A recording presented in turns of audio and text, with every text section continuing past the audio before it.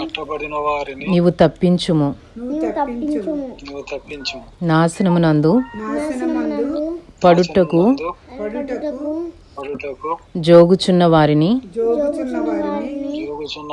నీవు రక్షింపవా. ఈ సంగతి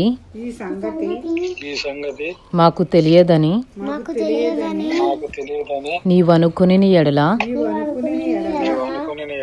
హృదయములను శోధించువాడు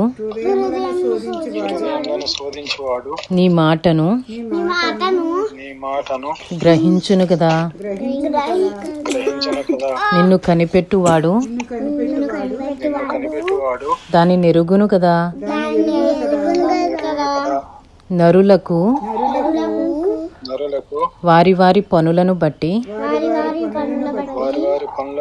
ఆయన ప్రతీకారము చేయును కదా.